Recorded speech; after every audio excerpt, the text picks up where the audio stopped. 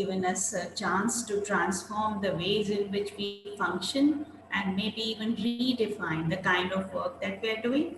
So, with a year into the COVID, I think it's a good time to kind of reframe where we are at as mental health professionals and what we are seeking to deliver in the time ahead. And I think that taking a lifespan perspective helps us to kind of address all the major mental health issues that we might be witnessing today in this extremely challenging COVID time.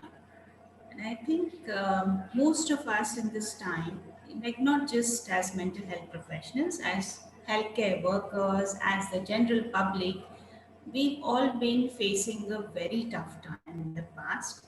And at the same time, we've probably as never before. So perhaps we are learning a number of things.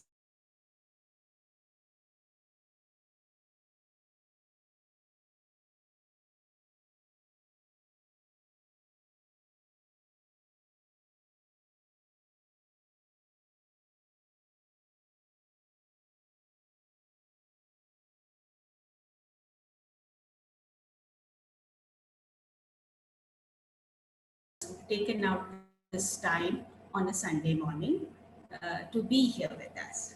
So, with no further ado, let me begin with the first question.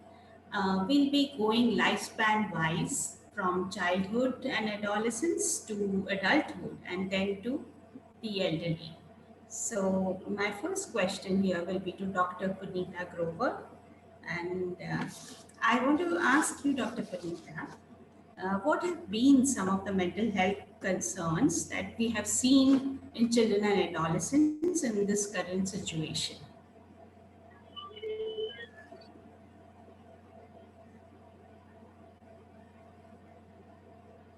Good morning, everyone. Hi, Sudatta. Uh, before we get on to that, I had um, just wanted to bring into the perspective in terms of who are we talking about. So we're looking at children, correct? And statistics is also part of it in terms of just knowing that they form a bigger chunk of our population, correct? So we're looking at 2.2 billion children worldwide being affected, secondary to this. And the majority, when we look at, are perhaps the adolescents, correct? So 10 to 19-year-old would make up 16% of world's population. We also know that with this closure of school and colleges, the impact has been quite unprecedented. Yes. Um, One factor which works in children is predictability, correct? That's one of those stabilizing forces. And perhaps that is the one thing which got disrupted the most.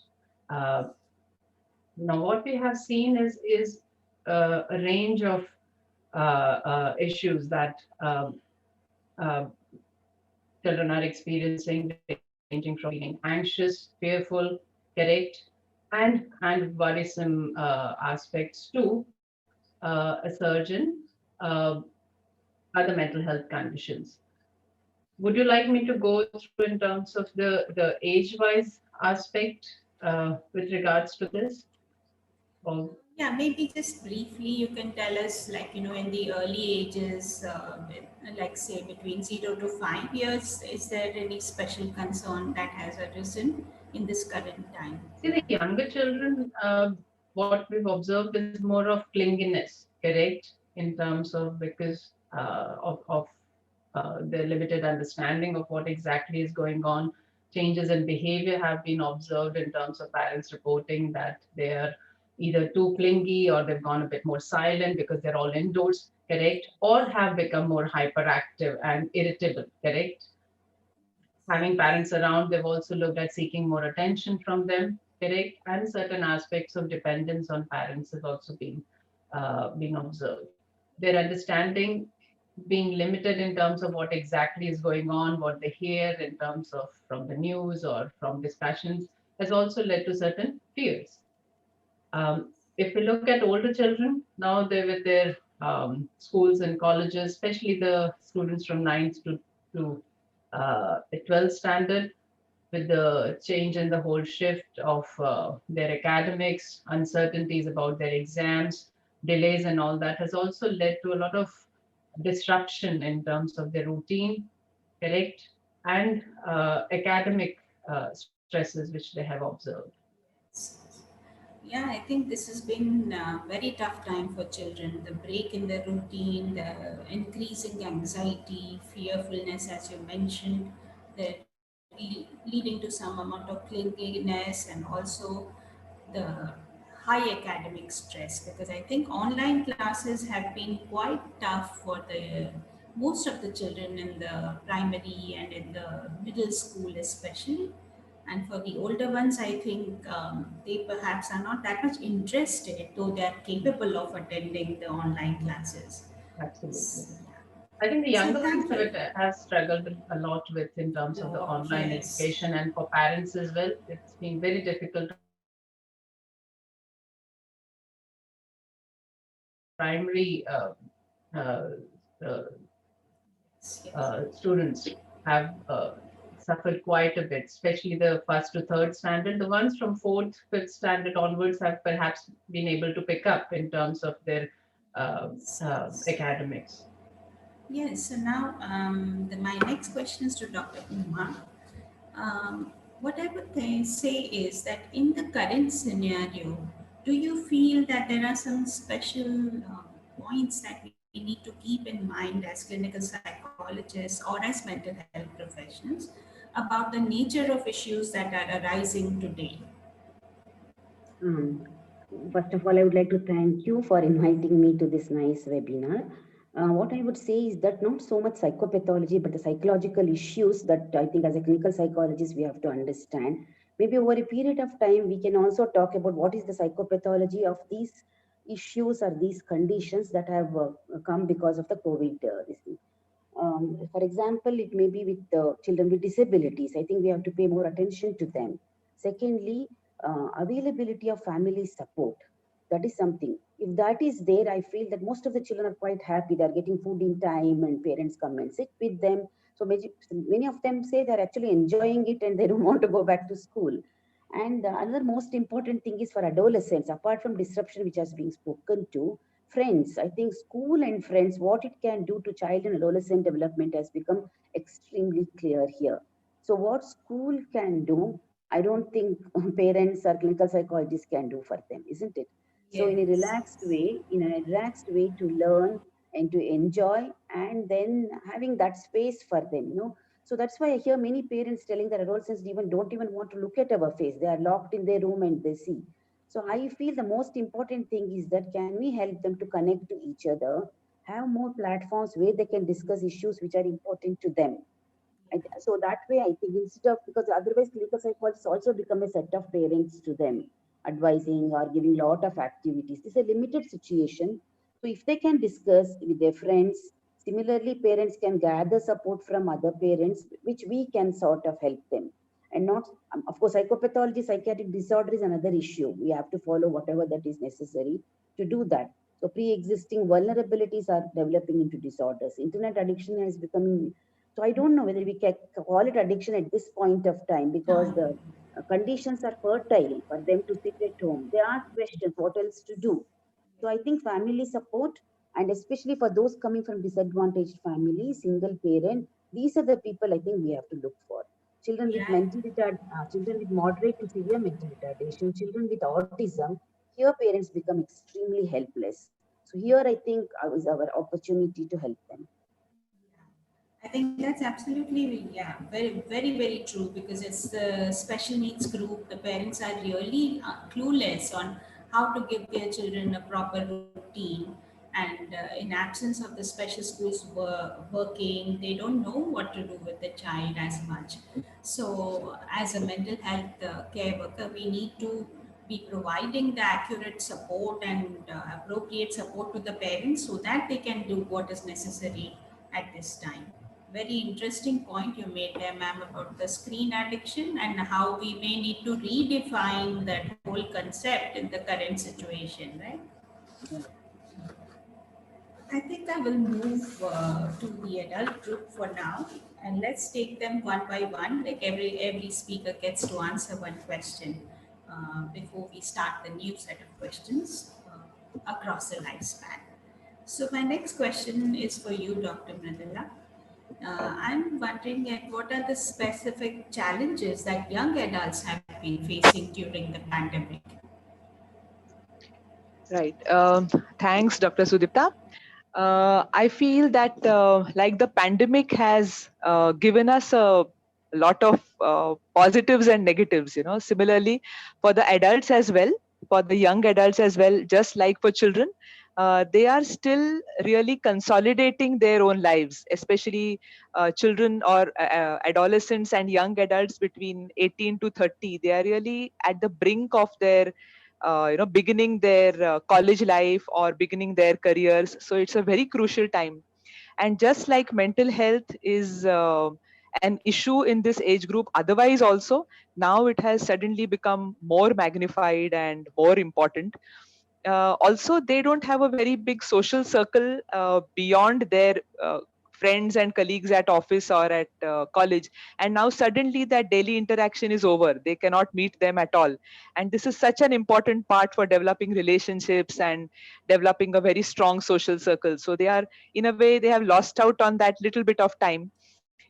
Positively looking at it, they are reconnecting back with their family, and I think they are also understanding that the family can be one of the biggest buffers for this kind of a stress, something that probably they had taken for granted or they had missed out on.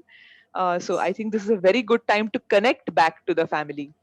They are also, however, leading a lot of unhealthy lifestyle, not exercising or getting addicted to the internet because there is nothing to do. So it's creating a lot of isolation, loneliness, withdrawal symptoms as such. And it's also leading to a lot of uncertainty about how their life is going to be after the pandemic. They've never really, especially the urban crowd, they have never really dealt with so much uncertainty before.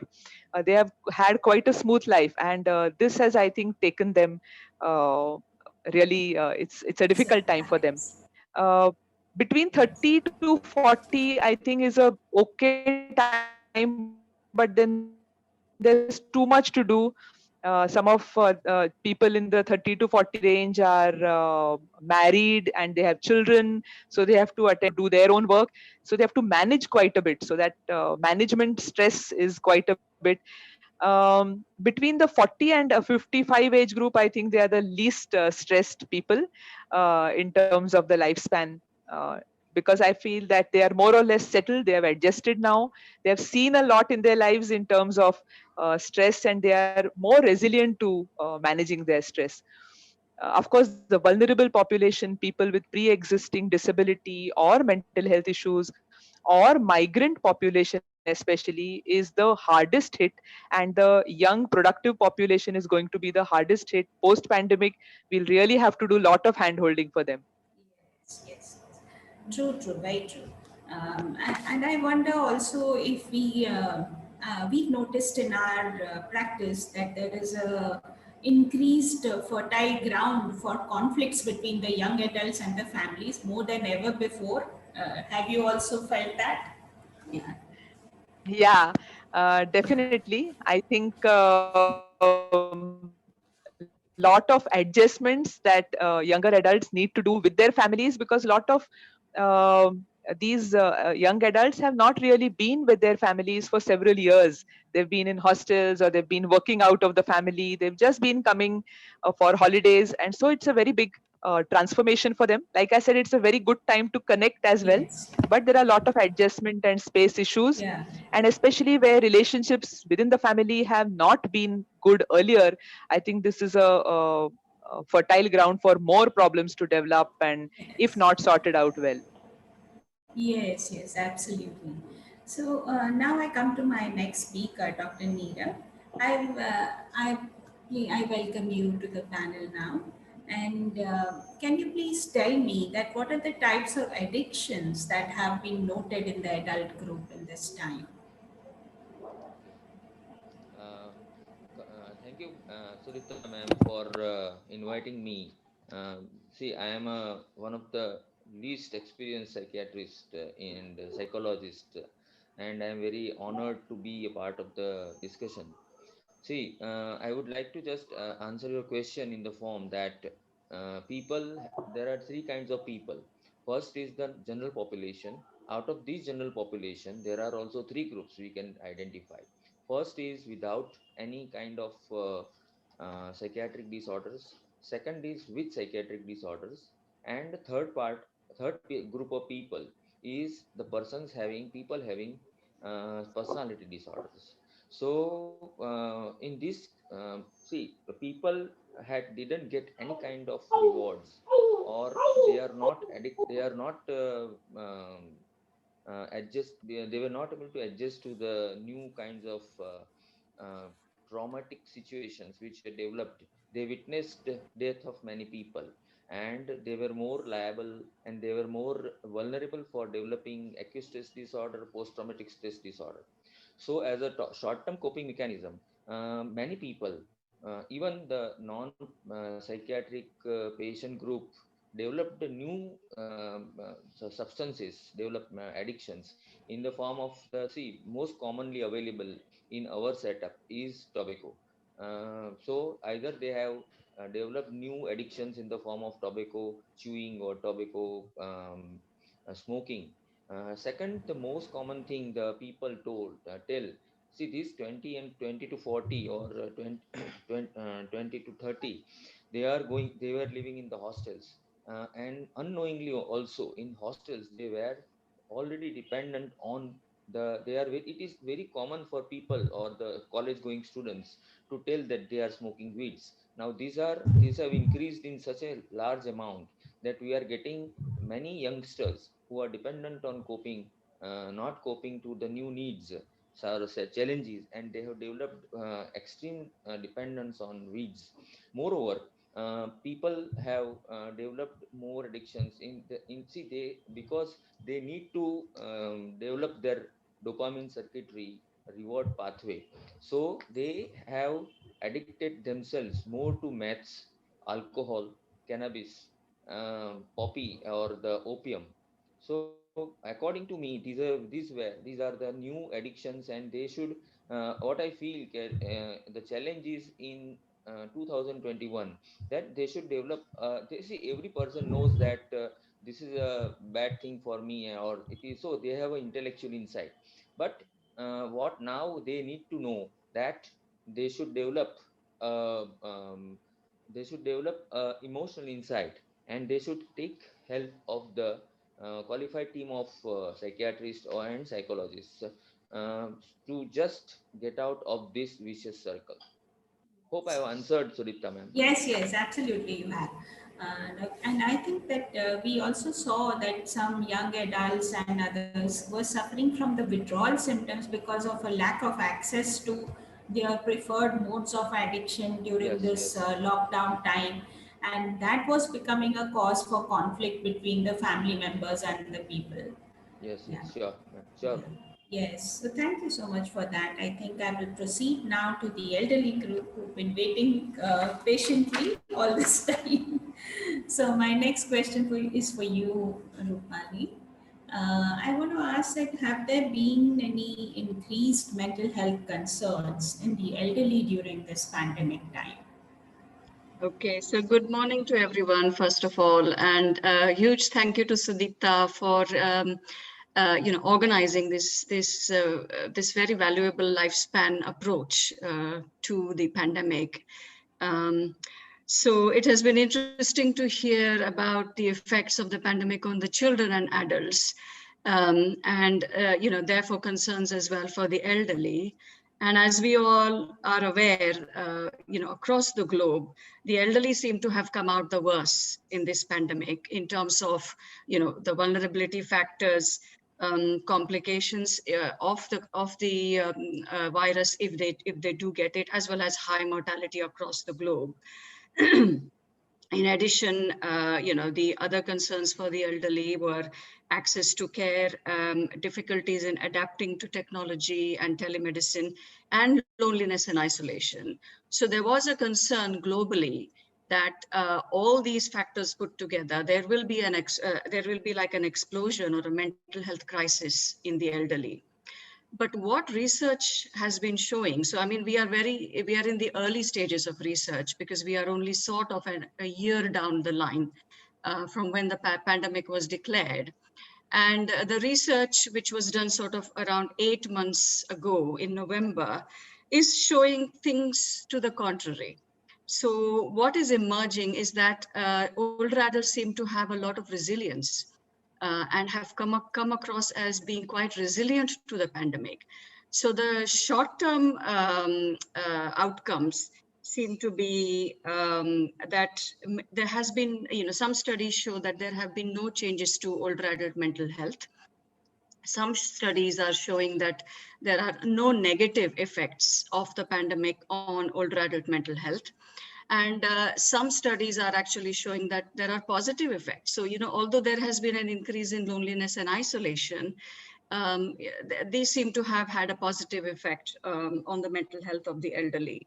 And I think that is because the elderly seem to have, lower stress reactivity and better emotional regulation and better mental well-being compared to younger adults. So that seems to be one of the mitigating factors for this. What has also been noted is that that although population stressors can increase mental health conditions such as prolonged grief disorder and depression and anxiety, those will be kind of long term. So that has to be observed and seen what happens later on. With the lockdown, social connectedness and access to mental health services seems to have mitigated some of those concerns as well. So I think in the short term, there don't seem to be as many negative effects. That's actually quite an amazing find and perspective, I would say, because we're all expecting that that this group being so vulnerable to the infection, they might have been worst affected. But Yes. that's a very interesting research perspective put there. Yeah. Now, my next question goes to Dr. Suresh. What I wanted to check with you is that in terms of dementia, what I want to know, or maybe our audience would benefit from learning from you about the early signs of dementia and whether there have been any concerns that have particularly arisen in this group of people who might be suffering from dementia during this COVID time. So there are two parts to my question. Yeah, please. Thank you, Sudipta. Yes, dementia is a very important public health burden, I would say. In terms of putting it in context, I think the public health burden of dementia is greater than cancer, stroke, and heart disease combined, because the world itself is aging, particularly in the Western world. People are living longer. Even in developing countries, people are living into their 70s and 80s, and aging itself can be a risk factor for dementia. So it's been called the silent epidemic because people don't talk about it much. With people living longer, the risk is only bound to increase. In terms of the individual patients, the early signs of dementia include increasing forgetfulness, which we probably all know. But we must also remember that people become more forgetful as they age. So forgetfulness is part of normal aging. So the forgetfulness of dementia is distinctly different to what people would normally forget in their day-to-day life. For example, people forget recent events. They forget that the event itself happened rather than the specific details of the event. So that is one very common symptom, and that is often the symptom that patients come to doctors with, particularly difficulty in recalling recent memories. Then there can be disorientation to time and place. For example, they may not know where they are, what time of the day it is, what year this is, and things like that. That can lead to some symptoms such as patients getting up in the night and getting ready to go to work, etc. And that can cause issues for the family. And also in the early stages, you notice that people can become quite repetitive in their conversation and questions. So they can ask the same questions over and over again, or say the same things, forgetting that they have said it. They may have word finding difficulties. For example, they are not able to recall the names of, say, common words, like, table, chair, coffee, things like that. So they might substitute it with other words. And also the other specific symptom of Alzheimer's disease is the inability to learn new information. For example, if an older person buys a television or some gadget, say, they are unable to work it because they are unable to understand the instructions or the manual that comes with it. So people have difficulties with technology, and that can be quite challenging in this time. And of course, some people in the later stages can show risky behaviors like wandering, aggression, and other things that can actually lead to serious outcomes. But the important thing is that all these can sometimes be part of your normal aging and normal life. So these symptoms must be present for at least 6 months for being able to make a diagnosis of dementia clinically. And we only make a diagnosis of dementia when the activities of daily living have been affected, the functioning has been affected. It's not just the presence of these symptoms, but that should have an effect on someone's life. And of course, I don't want to go into the various types of dementia. There are various types, as you know, the commonest is Alzheimer's disease. Then there is vascular dementia, which is because of strokes. So depending on the type of dementia that the patient is developing, the symptoms can vary in the early stages. Yeah, thank you. I think that covers a lot of interesting and crucial information in the diagnosis of dementia and the issues that might impact people in the elderly age group due to dementia. So thank you so much for that, Dr. Suresh. And I will proceed now back to the child group. So we keep the ball rolling. And Dr. Punita, my next question is for you. And I wanted to check with you if there is some kind of, what would you predict is the mental health trend likely to be in this upcoming year for children and adolescents especially?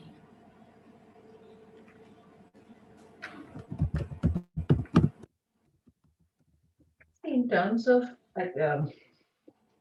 we've already looked at the impact of the pandemic so far, correct? Now we are looking at with the vaccination drive going on that hopefully we're all looking at getting back on track in the coming months.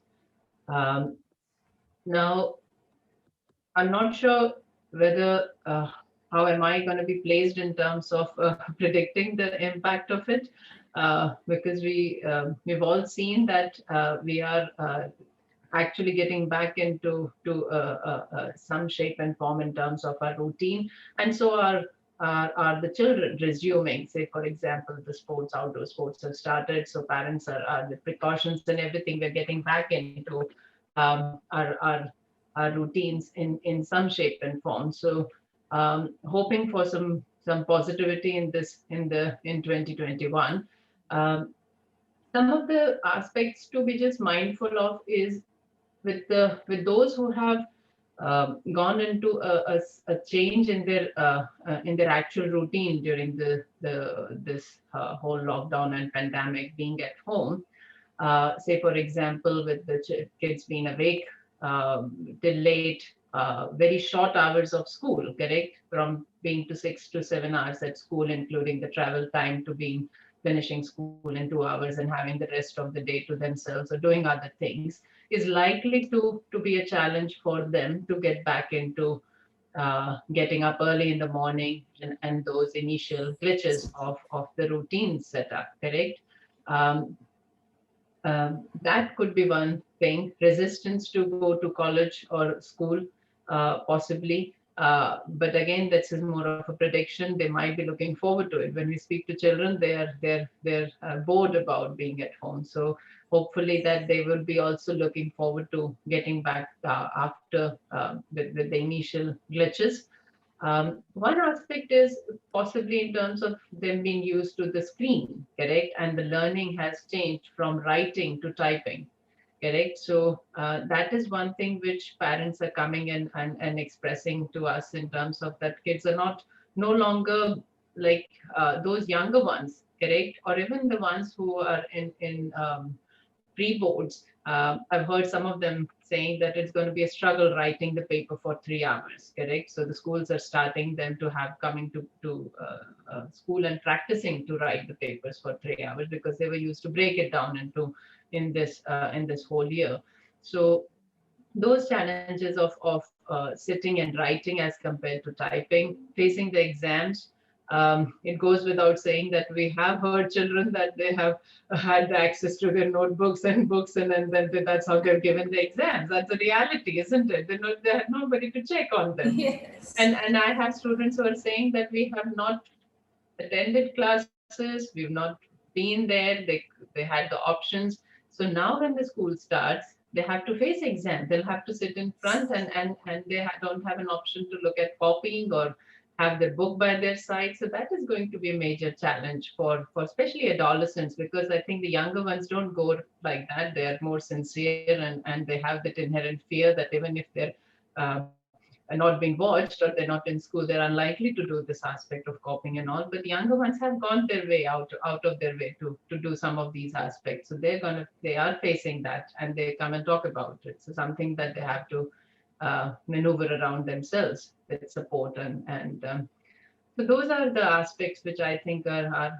perhaps and overcoming the gadget use. We're not saying that everyone has gone into addiction. It may be too premature to say, but yes, we have observed excessive use across the age group in terms of children and adolescents. And we have also observed behavioral issues. We've observed some conversion disorder type presentation when gadgets have been taken from children, or parents have suddenly realized that this is too much going on, and then they go for all and none approach. So getting away from that would be a challenge for some, but I'm hoping that most of them perhaps would go back into routine as they're used to it. It's only a year's time that they've gone through this. And Correct. right. Yes, I do agree with those points raised there. I just wanted to, I mean, just continuing from the discussion that you just, the points that you raised. One thing that we used to see often in our clinic is school refusal of children, right? They refuse to go to school. So do you think there's been a change in that manifestation during this pandemic because of online classes, or do you think it's increased or decreased during this time? I think we're yet to see because because the schools haven't actually started off, only the 9th to 12th have just started off in the last couple of weeks. We're yet to see how this is going to be. I think if we, again, as I said, it might be a bit premature to predict, but we might be expecting something like this in the next academic session or a surge of school refusal. Yes, That will yes. have to we have to watch out for it. Yes, I think so, yes. Dr. Uma, my next question is for you. I was wondering if, what about ADHD children? How do you think they are affected in this time of the pandemic and through online classes? And what are some of the kind of therapies that we can think about to address the behavioral issues that are coming up with ADHD children in this time? That is a group of children. Definitely, they're having a lot of issues because being confined into the house and then expected to carry out all the learning assignments and all is a very, very tough job for parents. But the thing is that by nature, actually, children are resilient. And especially for this group of children, it all depends on parents, I would say.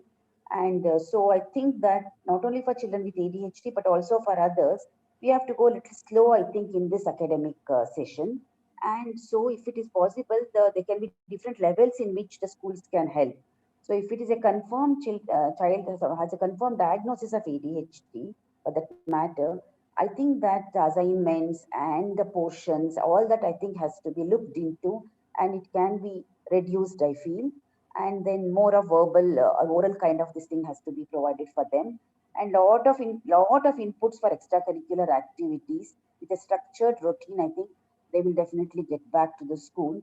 Not only for these children, in general, for all children, I think that we need to do a lot of changes So schools should agree to be flexible and Yeah. also take the children's consent, because earlier it was we do this, we say this, and you have to do it. I don't think it should happen next year. Then it is possible for them, we can easily establish some kind of homeostasis, because we see that what we saw in March, April, we never expected children would adjust in such a nice manner, except for those adolescents who probably have anxiety, depression, who are glued on to the. Otherwise, I think I think we said we fairly well adjusted group, I would say, in that sense. So it all depends on what structured activities that we give, and unnecessarily should not be medicated, because parents cannot look after them. They are impulsive and overactive. So I mean, that's what I said earlier was that how can these parents get support? How mental health professionals can actually deliver their goods to their home itself, and in terms of suggestions, in terms of helping them and all. So if you give a lot of activities for these children, even academic activities in a structured manner, of course with all behavioral inputs, and I'm sure, I think it will not be very difficult, with medication also adjusted in a proper way. I'm sure it should not be so difficult. And there are some interesting questions going around as far as learning disability goes, because now one of the things that people are bringing up is that with the online format of testing and teaching, and the children having to type out their answers, so they're thinking that dysgraphia might actually become a redundant class category of disorders. What would you say about that? Yeah. Yeah, that is there, but these are all the adjustments that we are making. This is not going to stay long for that. Yeah. So whether we provide computer for writing, it doesn't matter, because I think ultimately it will happen. In our country, it is taking time. If you see abroad, they are provided. They don't have to sit and write. So all Yes. these Yes. gadgets for writing purpose or for other reading purpose and all, it should be okay. But I think this year, if it is provided, it's all right, and we don't have to go so strict on no, the diagnosis part of its testing, because all of that, even I have done testing online. I'm not happy with that, but still. So whatever we are all Yeah. adjusting with the situation, isn't it? So we don't have to raise very, Yes. important questions at this point of time. So maybe we can wait and see how it settles down. Yes, I think that's true. That's true. We do need to wait and watch on a number of things this year. Yeah. Now, Dr. Mitroda, I'm coming to you now. And yeah, can you tell me if there has been a noted increase in the rates of suicide and self harm in the young adults in this age, in this last 1 year?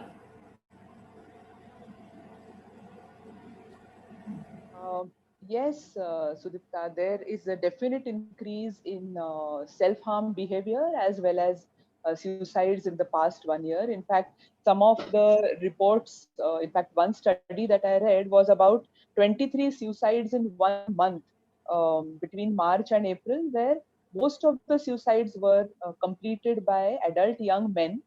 Out of the 23, there were 3 adult young men who actually completed the suicide, and most of the reasons were pandemic related. So it was related to the anxiety about job loss because of the pandemic, or fear of the infection, or fear of the stigma because of the infection, because at that time it was really at its peak. Oh So my God. it is Yeah. concerning.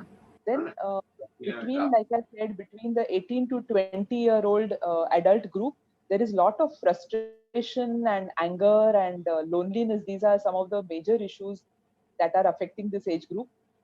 Initially, they had a lot to do. They could go out, they could mix with their friends. They had a clear, you know, sense of purpose. They had to complete their studies, and they had to pick up a job, etc. But now suddenly, all that uh, there is a sense of purposelessness. They don't know whether everything will be all right or not, especially so for people who are underprivileged and who were working in cities, who have gone back to villages now.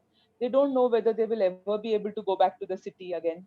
So there's a lot of a sense of purposelessness and meaninglessness that has entered their life, and therefore that kind of frustration is leading to self-injury and suicidal behaviors, lot of self-harm in general, also increase in substance abuse as well. Added So, to that, I think personality issues. So already yeah. people who have been poor copers or who have been emotionally unstable, uh, issues that have not surfaced earlier for them now are showing up. So seemingly well-adjusted young adults are now suddenly showing self-injurious behavior and suicidal ideation. So this is something concerning. Right, right. So, what would be your advice to such people so that they can deal with this self harm or this suicidal behavior in better, like to the young adults themselves who are facing such problems, or with their or to their families? So, can you give us some advice in that direction? Yeah. Right. I think that one might need to unlearn earlier coping mechanisms that are no longer useful and find newer coping mechanisms and develop resilience. So that is at the bottom of all this. But probably they need to, I mean, the good old exercise routine and a healthy lifestyle routine is really going to work in this case, because that is something that they are missing out on very badly. Even if they are not able to find a sense of purpose currently, they need to know that this will pass and life will resume as it is. We need to, as mental health professionals, also instill that kind of hope in them. Then I think somewhere this connectedness to society in general, moving away from the self to working for others or thinking about others, might lead them away from self-harm and suicidal thoughts. Also, this tunnel vision of just working continuously because the laptop is in front of them, I think this needs to really be shaken up, and they need to get up from that room and that internet and the laptop and do other things, develop new hobbies, Yes. and start socializing slowly rather than getting too worked up about the pandemic. I think it's important to let go of the anxiety bit by bit and move out a little bit. um, I It think is, more or yeah. less this is what I would. Yeah, I think that's very well said. I think these tips are going to be very useful to any young adults and even for us to help them out.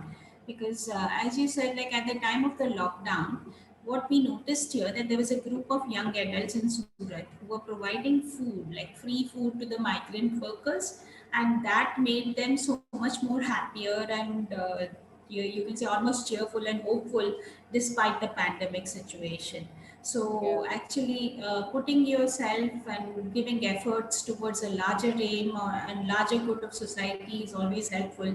And getting out of that tunnel vision of just because the laptop is there, we have to be glued to it. That really is something that we need to help our youngsters figure that out. And yeah, I really like that point a lot because just on another platform where we were speaking, we talked about how youngsters today are having difficulty in detaching themselves from a virtual world and coming into the real world. And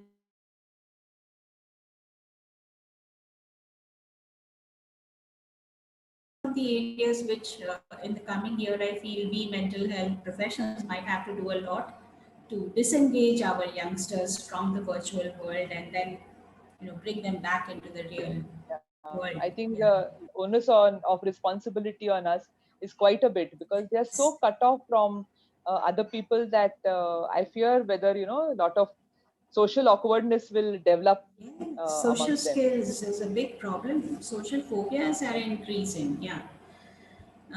Dr. Needham, my next question comes to you. Do you feel that there have been any changes in the presentation of anxiety, depression, and panic due to this pandemic time? Please unmute yourself, Dr. Needham. Okay, so coming to the question you asked, see what I feel that just before the age of, am I audible, ma'am? Yes, yes, we can Okay. hear you. Yeah. See, specifically talking about the age group, we are talking about 20 to 40. See, before just this age group, people have developed, they are going from the normal physiological changes. They were in the form of, I term them as tsunamis, like hormonal tsunamis, social tsunamis, relational tsunamis, familial, expectational. So see the thing is that there is a too much burden of this things on the people. They are inappropriate role modeling. So these things were not able to be completed, and the people, these people of age group people have developed a wrong sense of, they have developed, see, they might have viewed people dying. See, I also have viewed, as a doctor, viewed many people dying. One of my relatives died after spending so much money. They were not able to save. So those who are not, see, we as a doctors are accustomed to see the death. But the thing is that the panic symptoms have more, they have developed, like many symptoms have developed, they have more developed in the form of irritable bowel syndrome, or they are more suffering from other symptoms, like, see, peripheral manifestations are always there, but cognitive side effects, or this thinking, they are not able to think beyond their present situation. So their perception to the an external reality, because of not able to cope to the situation and lack of environmental stimulation by living in the family only, has been a problem to mold them into better individuals. Moreover, due to this kind of things, there were familial crises. They were not able, they were frustrated, and this has led to the people and the couples come to us in the form of frustration complexes and domestic violences. So they get panic, they get frustrated, and the presentation of anxiety is, they may present at intermittent explosive disorders, many people who are not suffering from any psychiatric illnesses, or they have developed this kind of problems, like they have developed marital disharmony, they have developed problems in the way of, just to overcome the anxiety, they try to involve in inappropriate sexual practices online. Moreover, they have developed substance dependence, as I told. But what has more developed, that their self-satisfactory uh, behavior.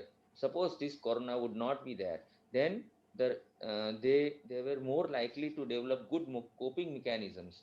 But this has not been done. So there were financial issues. They were not able to save, and all these things have developed a kind of frustration. And frustration ultimately leads to either two kinds of diversion of anger. First, diversion of anger comes in the form of diversion towards self, which ultimately leads to self-harming and suicidal behaviors. And if it is diverted towards external things, we all people know that it ultimately develops to a homicidal behavior, or the marital disharmony, family disharmony. Moreover, people have come to us in the form of the children developing this insecurities. So the children, as Punita ma'am told, the children have developed many insecurities. Ultimately, when we go to the history, the children tell us that the father and the mother are quarreling every day, and there is always a culprit person in that, and there is a non-assertive person in that. So just because of these are not there are these are atypical features of anxiety in the form of frustration, anger outbursts, and uh, problem in thinking, perception, and learning. So their perception changes, perceptual distortions have come, their cognitive distortions are resurfacing. So the people, I think, they should try to adapt in a new situation by just developing a emotional insight to this, that they are suffering just because of COVID, which ultimately is nothing but a viral illness, and it is ultimately going to be of a lesser intensity. As you might be seeing that during the last 1 month, the problem is decreasing. So uh, I should feel that these are the frustration, physical symptoms of anxiety are more, and people have become more introverted, and that has led to their more anxiety features. Obsessive features have also increased, like cleaning rituals and all the counting, thinking. People throughout the day, they remain in the home. So that is one more problem, that their homes are now more organized, rather than before the pre-COVID era. Thank you. Yeah, thank you so much. Yeah, as you were talking, Dr. Neerav, I could see the picture of the clients I've been meeting in the last 1 year. So yeah, Yes. it really resonates with the work that we've seen coming to our clinics recently, especially. Yeah. Thank you. And now my next question is for Rupali. Um, so I want to know if you can throw some light on some tips for clinical psychologists and especially with reference to the care of the elderly that we should be thinking about, what should we look out for and what should we equip ourselves with. Yeah. So before we think about what care we can provide, it's important to think about, what are the presentations that come across in the elderly.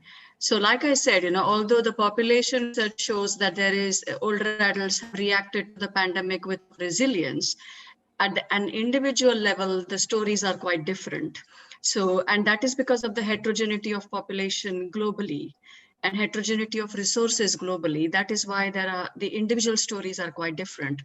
So what has come across in our practice is that when there are pre-existing mental health conditions amongst older adults, those seem to have exacerbated because of the pandemic.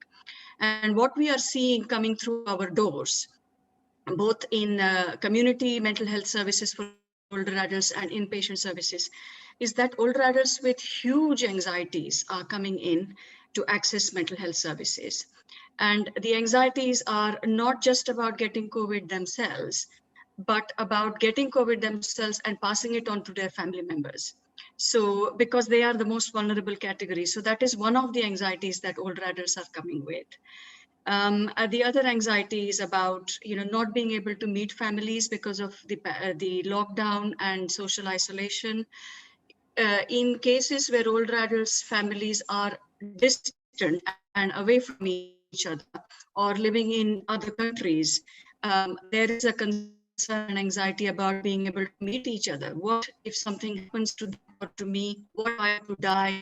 Will I be able to meet my family? So those kinds of anxieties seem to be playing on the minds of older adults and are bringing them back into clinics. And there is also anxiety about being able to access healthcare because of the lockdown. So with physical health, say there are chronic health conditions like say diabetes or some people have cancer. So will I be able to access those health services? So there is anxiety about that. There is anxiety about, their loved ones catching COVID because of the nature of their jobs. So whether they are frontline workers, and then also amongst older adults, there is this feeling that maybe I don't know everything. Maybe, there is information out there which people are not telling me. So all those kind of concerns are bringing people back into health services. And some of the steps that can be taken by older adults themselves to help themselves is staying connected, making sure that they start to learn to use technology, engaging in physical activities, as somebody else, as Mridula has said earlier, that what is applicable to adults can also be applicable to older adults. So keeping yourself physically fit, although gyms and other physical health, so services are closed, but just going out for a walk is very important. So keeping yourself engaged that way. And spirituality also seems to be one of the ways in which older adults can keep themselves, mentally fit. So there are various ways in which people can kind of keep themselves healthy and increase their resilience and reduce loneliness, even in the older adult groups.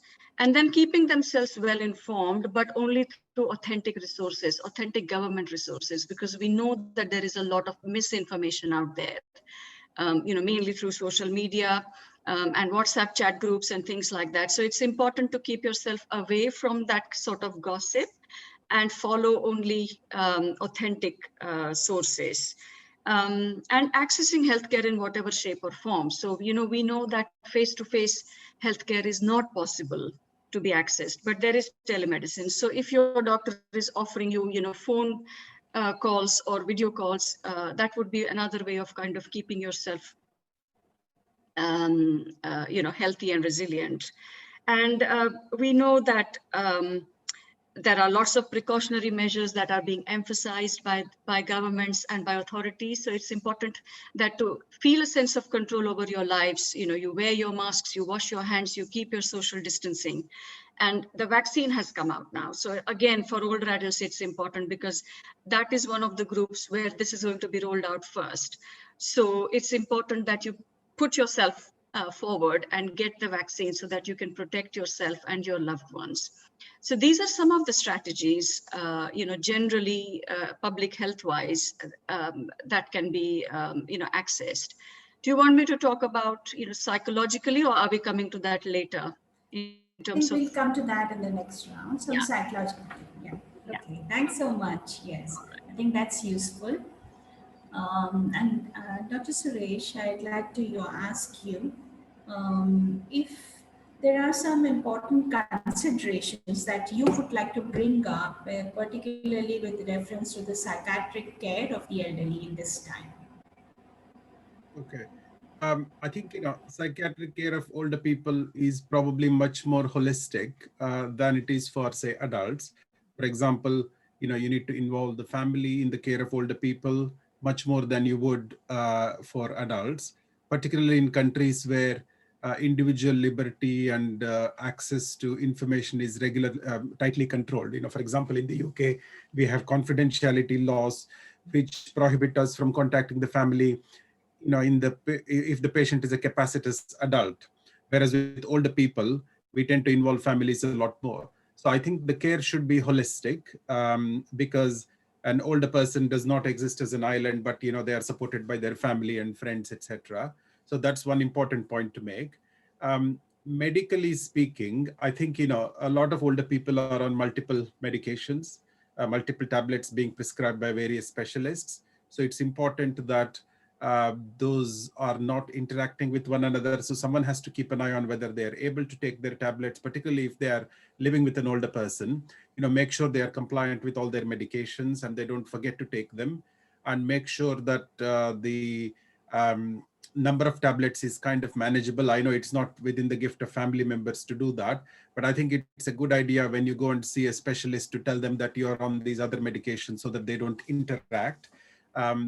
And also making sure that their dignity and privacy is respected. I know it can be sometimes quite difficult, but often they tend to be, I don't know, more neglected within larger family homes because the needs of children and adults take priority over those of older people. So it's important to have some consideration to that. That is kind of from a medical perspective.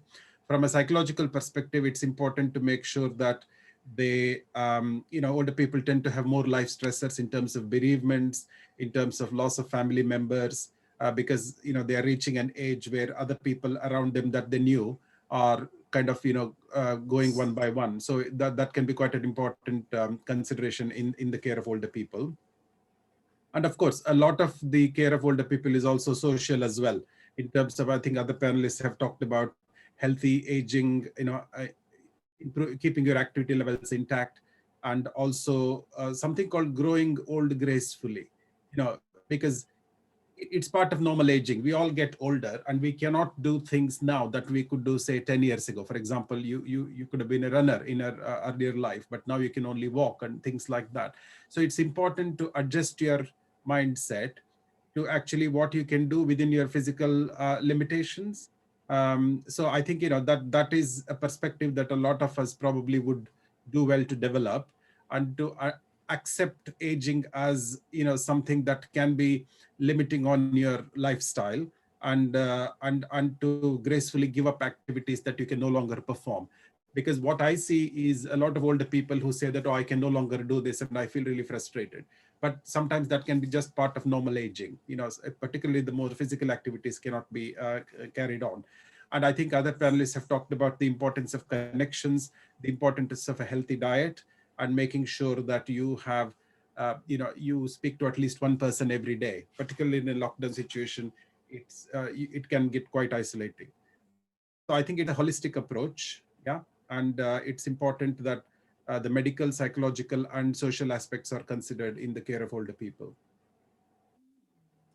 Yeah, I think absolutely I agree with all of that, Dr. Suresh. I think it's been put into very specific measures that can be taken to help the elderly at this time. So thank you for that perspective. And we proceed again to the child group and come to Dr. Punita. Uh, what do you feel are some of the ways in which we can enhance the well-being of children in this time, children and adolescents? Yeah. Are we looking at in terms of a professional point of view, Sudipta, or Yes, yes. parental point of view? Maybe as a professional, how would we guide parents towards enhancing the emotional well-being of children and adolescents at this time? Fine. I think we perhaps divided into two categories in terms of the younger children. One of the question which was put again in the by one of the participants was also about how to manage the 3 to 5 year olds when they are quite introvert and clingy. So yes, we all know that younger ones do demand more attention. They like physical presence of their parents. So perhaps guiding the parents in terms of how they can keep the little ones engaged, correct, provide that positive attention, time. Again, a challenge for working parents with their own commitments and things, but between the parents, if they can divide the time and do that. Consistency in routine is pretty important, as I said earlier as well, and that would be something if incorporated and not let go of would help in terms of them resuming back into their school um, um, uh, as they start the routine in coming months. So because the sleep cycle and the bedtime has gone for a toss, as we hear from both with parents as well as children. So working on that. Also for parents, yes, it's overwhelming to manage their own stresses, correct? And those with the younger ones are likely to be in the age group between 20 to 30, correct, or 20 to 35. With the so the parents with their own share of their emotional difficulties or financial challenges have to start to focus more on the good behaviors. What parents tend to do is focus on what's not there and what's the problems are and what not to do it. So they start to perhaps focus on what is it that the child can do, correct, using more praises and positive reinforcement and letting go of certain minor things. We talk to parents that if it is not important, if this is not something which you would have come to me, would you let go of those things? So certain minor non-harmful behaviors, if they can work towards ignoring that, that may also help in terms of just reducing their own stress about the whole thing, correct? Um, and with adolescents, it's again completely different. How parents engage with them, it is challenging both for parents as well as for the teenagers to gel in, because teens are more towards their peers, and not having that and having the parents around is one of those challenges. But could be that they learn certain life skills. We can guide them to that whatever they can do within the home setting, learn new skills, and like lots of adolescents have gone into cooking. I have quite a few who have been suffering from mental health conditions like depression, anxiety, but have picked up new hobbies of getting into baking and cooking and doing that jointly with their parents, coming up with. So that's one area that they can explore. Also being more responsible about themselves, they can do a bit more new learning of household things, sharing those responsibilities. But that would require parents to be like more of a friend as compared to being a parent with those teens, correct? Um, and discussions rather than suggestions, correct? So those aspects which if the parents are able to incorporate with the children may help them also to just feel a bit more at ease as compared to feeling stressed about it. Just taking a step back and changing the approach. That's what I would say. Right, right. So I think just highlighting some of the things that came up from your points is that basically appreciating them, using rewards and punishments judiciously, structuring a good routine for them, and engaging with the child in certain activities and developing new hobbies or new avenues for learning are some of the things that could help increase the child and adolescent well-being in this time. Yeah. Right. Yeah. And So reduce let parental stress also, right? yes. I think that is a very big thing because it's usually the parental stress which is carrying over to the child in different ways. That gets So, displaced. Yes. Yeah. like say, a lot of parents who think that academics is extremely important, they start pushing the pushing their expectations and they start driving the child to work harder and harder in a time when actually things are quite challenging. So much of the work that we're doing right now is to help parents adjust their expectations to the new challenge and let go of certain things that they would have normally thought the child should do in such a time. So yes, it has been that way. So now, let me pose the next question to Dr. Uma. Uh, yeah, ma'am, can you tell us that what are some of the therapies or new therapeutic approaches we might need to equip ourselves with to deal with the current child and adolescent mental health needs? Yeah, I think that in the current situation, more than the individual, I would feel that the group work would be very, very useful.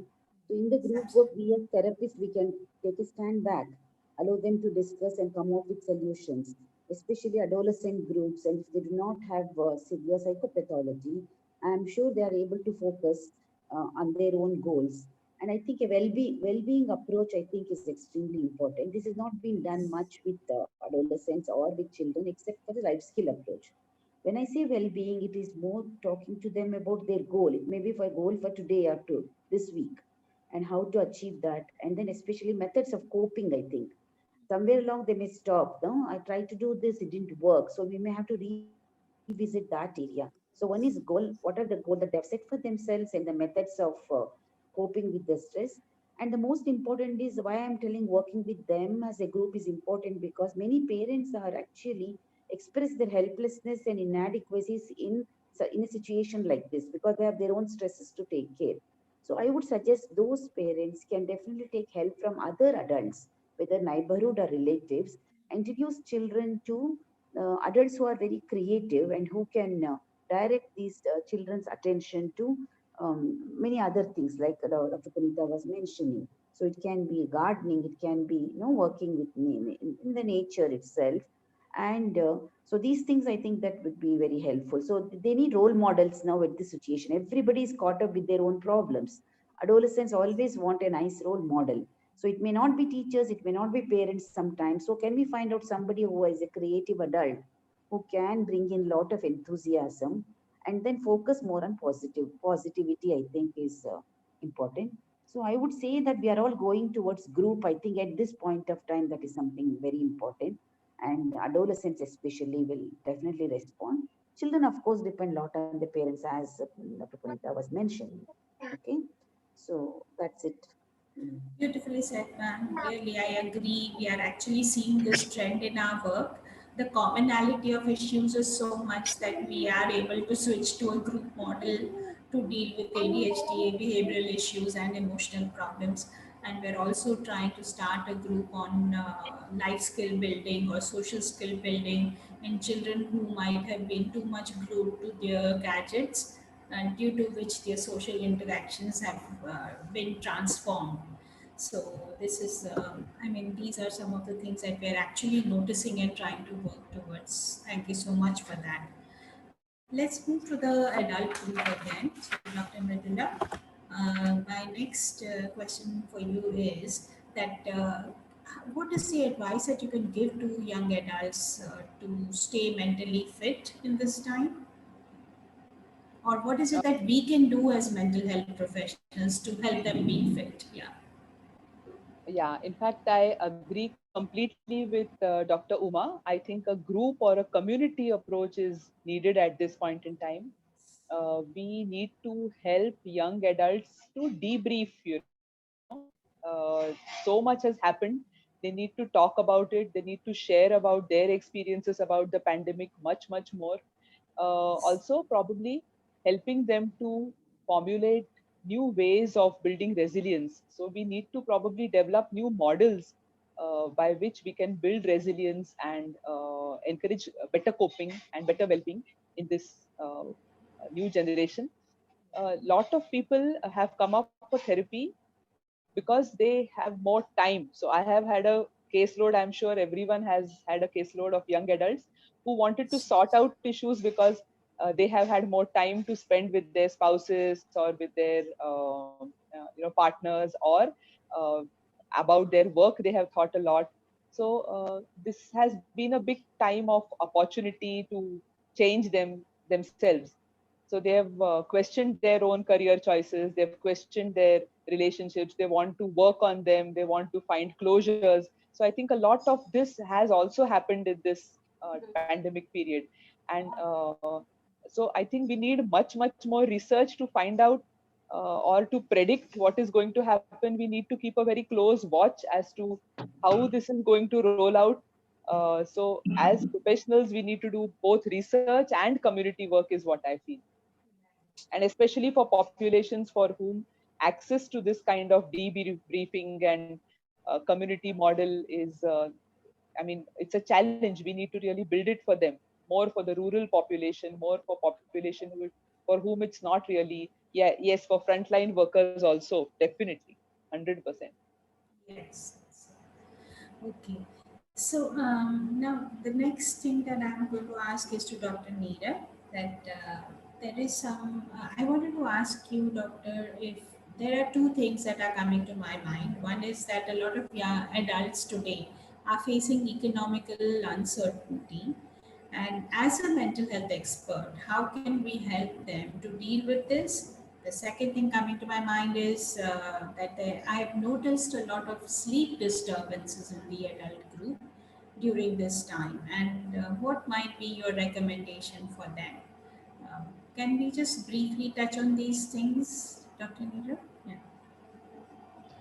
Um, See, first thing of financial issues. I have seen many people, those who are in 20s, they are already planning to save money for future. They are not in their um, prime of their jobs.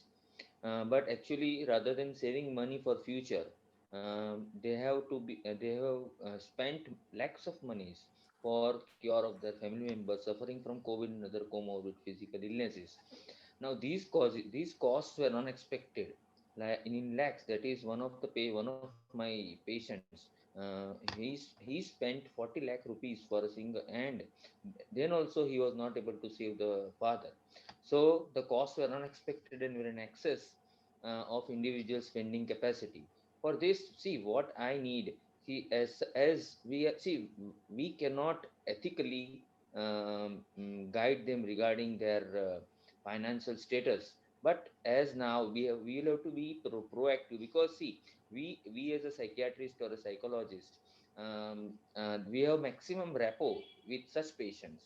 So I think that we should now, though it doesn't come in our professional areas, we should guide them regarding the medical policies or the term insurance policies. uh, and as I think that our patients are more convincible by us rather than any of the other people. I quote that we should not take advantages of patients or becoming agents of such kind of policies, but just as in adults, we tell them to go get their will or their. So I think that they should better now be better financial planners by getting good knowledge from the trained financial planners and insurance agencies. Moreover, they should now. So this was my viewpoint on how to guide them regarding the uh, financial issues. Moreover, the sleep what the sleep issues. So see, now, since I was fortunate to go out during the during this COVID times. Being a doctor, I used to go daily to the hospitals, and I was used to sit there without work for almost 2 to 3 hours. But the people who were in COVID lockdown, they used to have a reverse sleep cycle. Their sleep cycle reversed, and they used to sleep in the morning.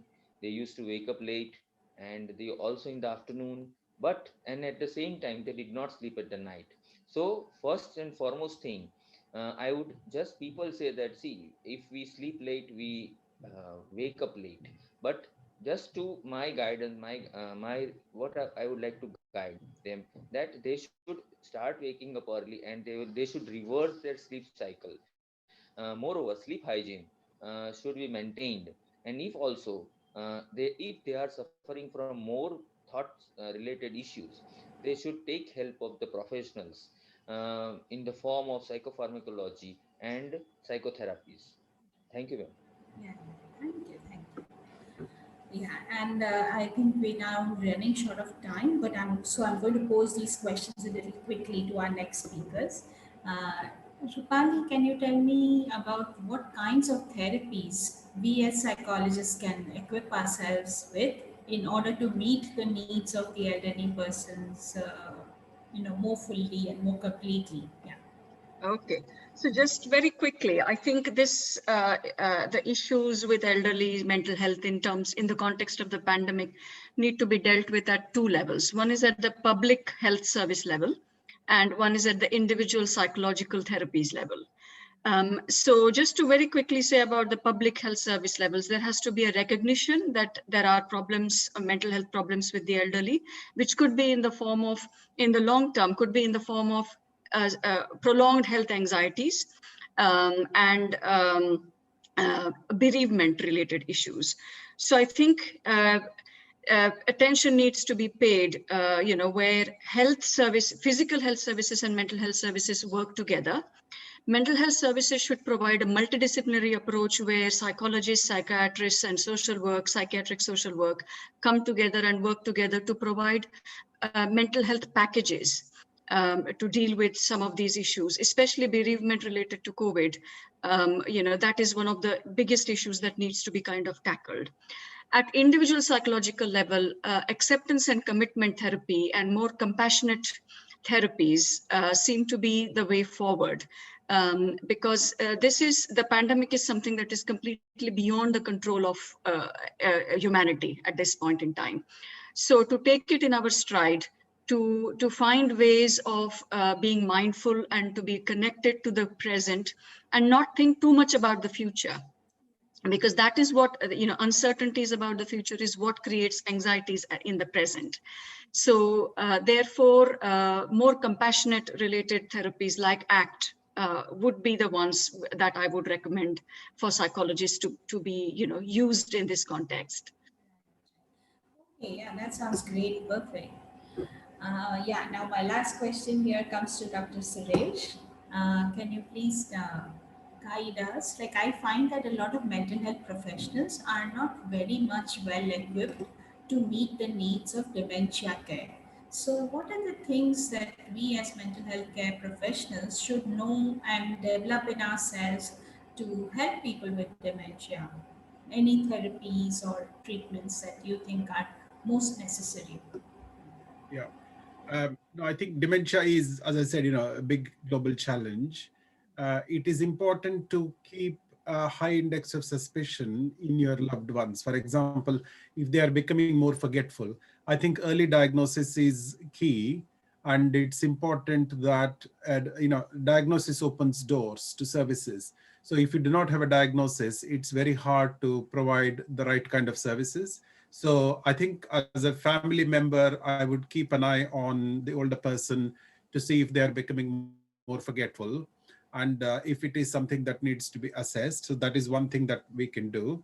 The other thing from a professional point of view is to ensure that, these people are getting the right kind of care and getting the right kind of help in terms of their memory problems.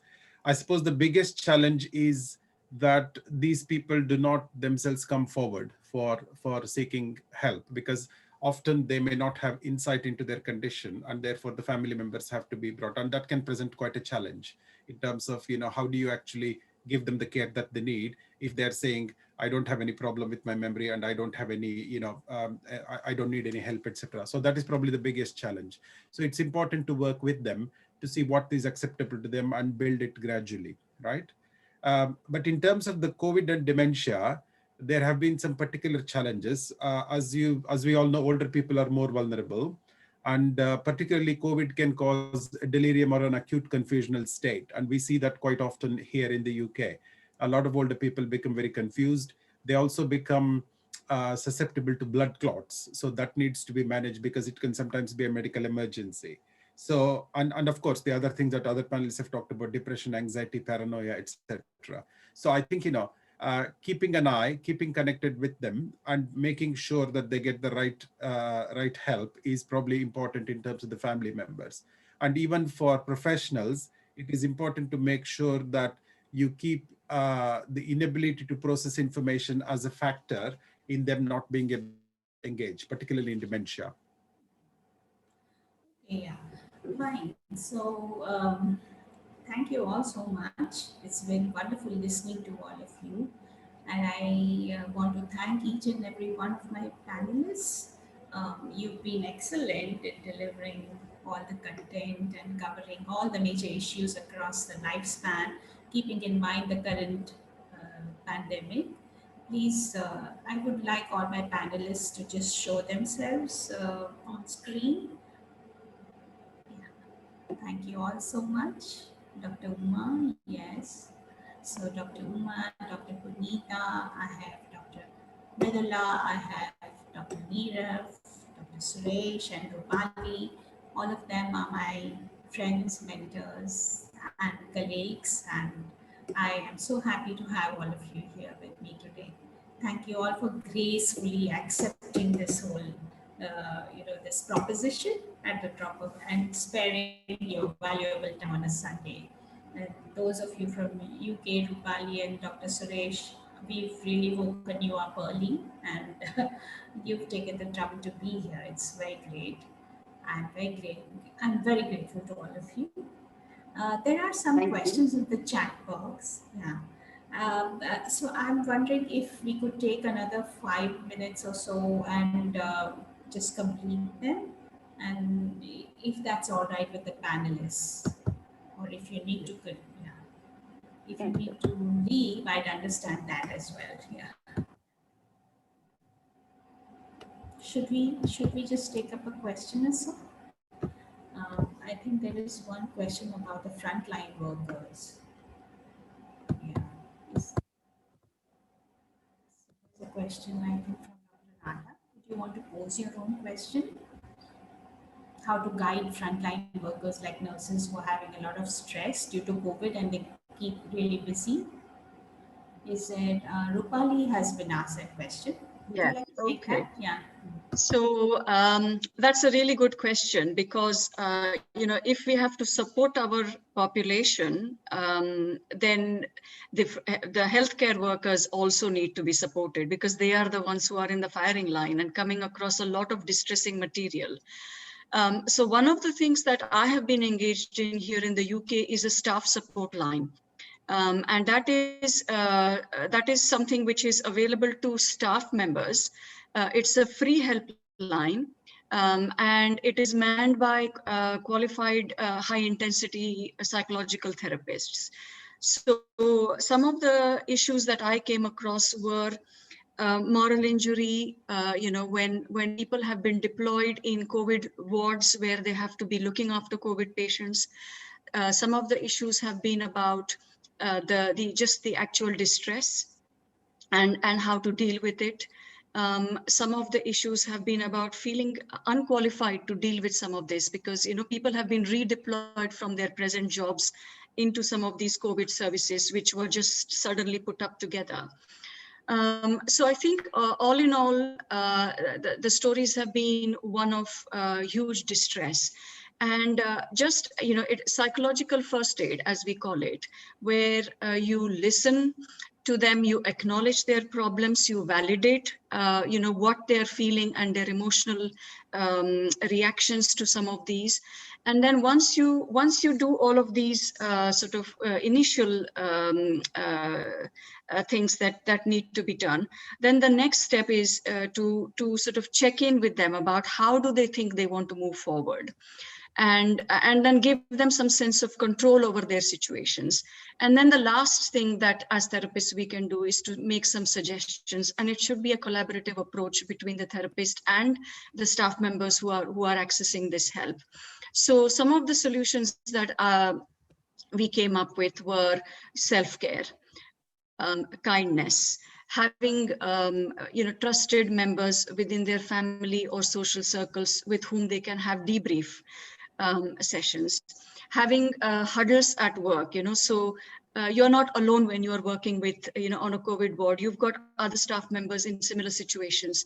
So how can you develop some connectedness? So having regular staff debriefs, regular social huddles within your staff members, having access to your managers, because your managers are the ones who are able to regulate your workload and your workflow, and being able to sort of help you with some of the practical issues. So having practical solutions to problems is also one of the ways of addressing difficulties for staff members. So one of the things that came across very heavily in the UK was access to PPE. And so, that's where management comes into focus as well. So it is funding and resources for PPE and providing those to your staff members so that they feel protected and they feel as if they are in control is very, very important. And then lastly, dealing with death on a day-to-day basis, which can be quite distressing. Try to address is by taking breaks, regular breaks in your working day, but also making sure that if you are on, if you have been deployed, say for 3 months or 6 months, that once you've completed your tenure, you need to take a break for a week or at least 2 weeks, that you can de-stress yourself. And regular de-stressing is very, very important. So, in a 9-to-5 job role where you're dealing with death every day, it's important that you come back to that is needed. And then self-care in terms of doing regular exercise, doing meditation. I think meditation has come across as one of the key ways of keeping yourself grounded. So those are some of the things that we used in the staff support helpline that I was part of. So thanks so much for that. Thanks a lot. Yeah. I think we can conclude our program now. I think Silence would like to propose a small vote of thanks. Please bear with us. Yeah. Yes. So good afternoon, all. As all good things come to an end in life, so is the webinar too. On behalf of Silence Center, I take this opportunity to propose a vote of thanks to those who have directly or indirectly contributed in this webinar on mental health concerning 2021, a lifespan approach. At the outlet, I really thank our panelists, Dr. Nirav Mehta, Dr. Uma Harisave, Dr. Punita Grover, Dr. Mridula Apte, Rupali ma'am, and Dr. Kulur Suresh sir. We are really enlightened with your knowledge and presence, and we are also thankful to our honor and foundation of Silence Center, Dr. Sudipta Roy ma'am, and organizing this webinar very wonderfully. And today this webinar was full of knowledge and interesting fact. So thank you everyone. Thank you all the participants for attending and helping us to organize and take this webinar ahead. Thank you. Thank you very much. Thank you. Thank you. Thank you. Thank you very much. Thank you. Bye. Bye. Bye.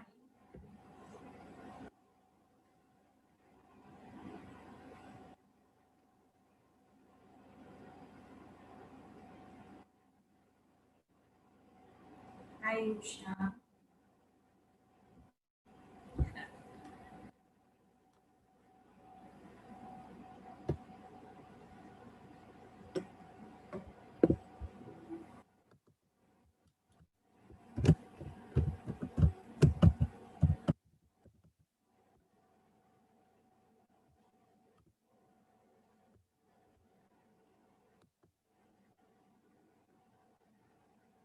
it was really wonderful talking to all of you.